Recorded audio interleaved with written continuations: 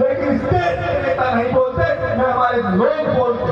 हम कहते हैं कि एक तीर एक कमान, सारे आदिवासी एक समान। तो ये समानता का एक साथ है। ये समानता अगर है तो जब मणिपुर में अत्याचार हो तो अलवर में आवाज उठनी चाहिए कि हम मणिपुर के लोगों के साथ हैं। जब झालावाड़ में हमारे मासूम मरते तो अलवर में आवाज उठनी चाहिए कि हमारे वीर आदिवासी बच्चों के साथ हैं। जब नरेश भाई जेल में जाते हैं तो हमारी आवाज उठनी चाहिए कि हम नरेश भाई के साथ हैं। जब डूंगरी बांध से लोग विस्थापित हो रहे तो हमें कहना चाहिए कि हम डूंगरी बांध के लोगों के साथ हैं। अगर जब है तो हम एकजुट हैं। मांगेवाड़ के अंदर हमने देखा हमारे मासूम बच्चे आदिवासी समुदाय के, दलित समुदाय के और ओबीसी समुदाय के, ये सरकार किस तरीके से भेदभाव करती है आप लोगों को जानना होगा। पिछली पूर्ववर्ती सरकारों में, नीति सरकारों के अंदर हमने देखा कन्हैया लाल का मर्डर हुआ, उसके बच्चों को कोई प्रावधान नहीं है किसी हत्या कर दो और किसी को नौकरी दे दी जाए। सरकार ने नीतियां चेंज करी और उनको परमानेंट नौकरियां दी, 1-1 करोड़ का मुआवजा दिया।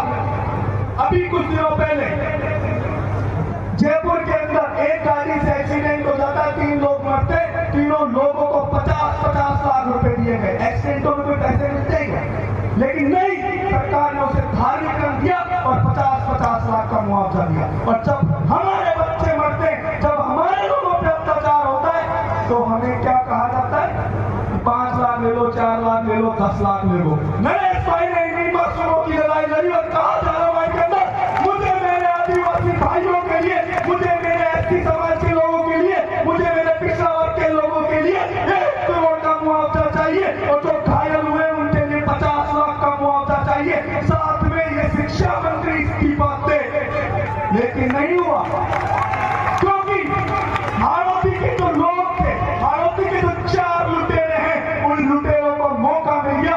उन्होंने कहा, उन्होंने सोचा कि एक लड़का 45 साल का हमारे बीच आया, हाड़ौती में हम बरसों से राज कर रहे हैं, यहाँ की भीलों को, यहाँ के दलितों को, मजदूरों को, किसानों को, ओबीसी को, धारकाओं को, धाकड़ों को, इनको कैसे जागरूक कर रहा है?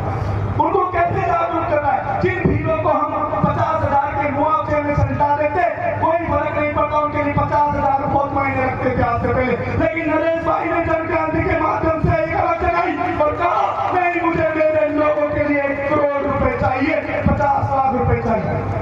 और एक झूठे मुकदमे के अंदर जेल में उन्होंने पट्टी बांधी अपनी आंखों के अंदर, आंखों के ऊपर।